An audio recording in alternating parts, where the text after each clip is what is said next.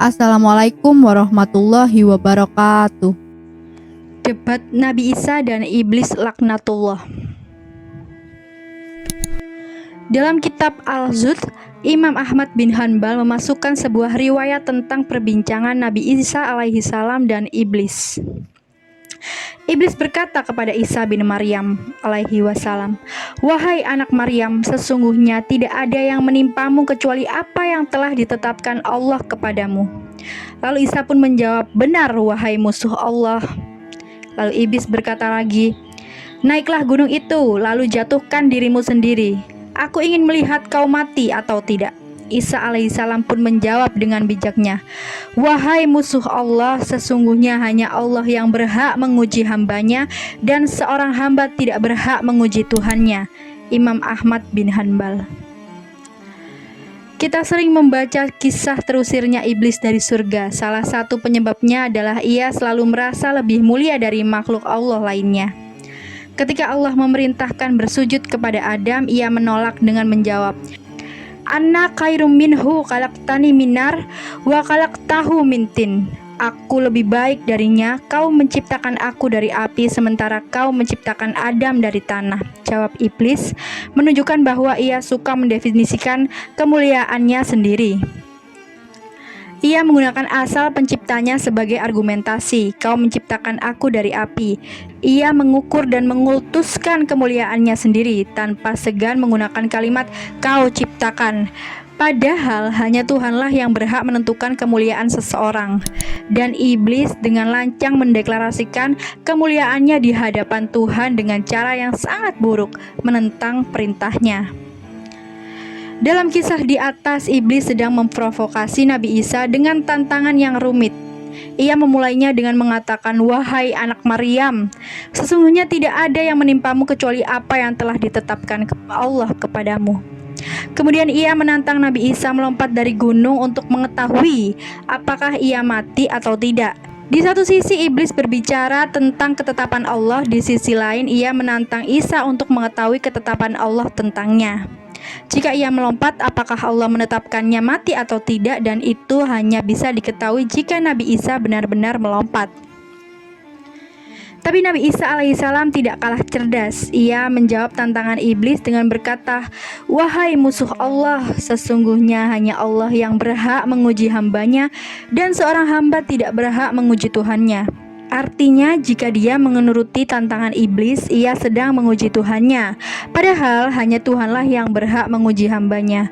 Bukan sebaliknya, tugas seorang hamba adalah menjalankan perintahnya dan menjauhi segala larangannya, bukan menguji dan mempertanyakan keputusannya. Karena itu, Nabi Isa pernah menasehati murid-muridnya agar mengamalkan ibadah terbaik. Lalu murid-muridnya berkata, "Maaf dalul ibadah ya Ruhalah, apa ibadah terbaikmu wahai Ruhalah?"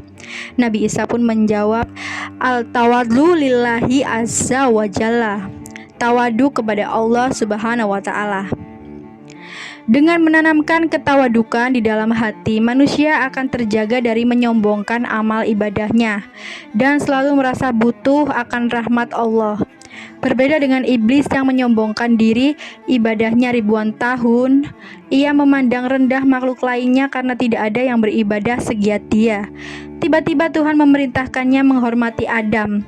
Tentu ia menolak. Dengan penolakannya, secara tidak langsung ia mempertanyakan keputusan Tuhan dan meragukan kebenarannya. Jikapun kita anggap perintah Allah kepada iblis adalah ujian, iblis tidak hanya gagal, tetapi juga bermaksiat karena membangkang. Padahal Allah akan menguji semua hambanya, termasuk Adam alaihissalam. Semakin soleh seorang hamba, semakin berat juga ujiannya. Rasulullah Shallallahu alaihi wasallam pun bersabda. Dari Hasan, sesungguhnya Nabi Shallallahu alaihi wasallam bersabda, "Demi Allah, Allah Azza wa Jalla tidak akan mengazab kekasihnya, tetapi dia akan sungguh-sungguh mengujinya di dunia." Objek pembicaraan dalam hadis di atas adalah kekasihnya. Dalam memahami kekasihnya, kita bisa menggunakan dua pendekatan. Pertama, pendekatan hamba ke Tuhan, dan kedua, pendekatan Tuhan ke hamba.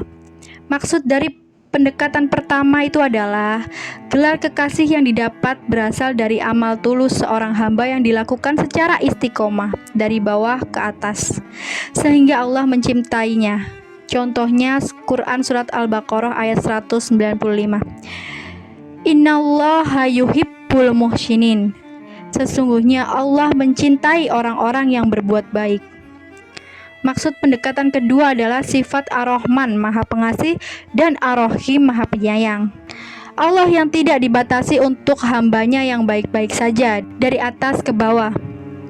Allah memberikan kasih sayangnya kepada siapapun terlepas dari amal dan dosanya.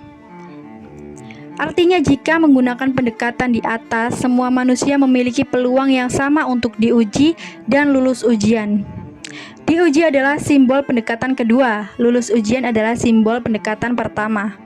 Dalam dua rangkaian tersebut, kita harus mengaktualisasikan posisi subjek kita dengan berbagai macam ibadah agar bisa lulus ujian. Soal diuji, kita cukup tahu bahwa Allah Maha Pengasih dan semua kesusahan hidup adalah ujian yang mendewasakan kita. Ujian sendiri merupakan bentuk lain dari kasih sayang Allah. Tanpa ujian, kehidupan akan sangat datar karena semuanya sama. Tanpa ujian juga, keragaman musim hati, rasa akan terbatasi, dan lain sebagainya. Intinya, dalam memahami ujian Allah, kita harus mengedepankan prasangka baik, karena akan berpengaruh pada langkah kita ke depan. Bagi yang memandangnya dengan prasangka buruk, ia akan merasa selalu diperlakukan tidak adil. Bagi yang memandangnya dalam prasangka baik, dia akan menganggapnya sebagai madrasah pendewasaan diri atau semacamnya. Semoga kita bisa melakukannya. Wallahu a'lam bishawab. Sekian cerita perdebatan antara iblis dan Nabi Isa alaihi wasallam. Wassalamualaikum warahmatullahi wabarakatuh.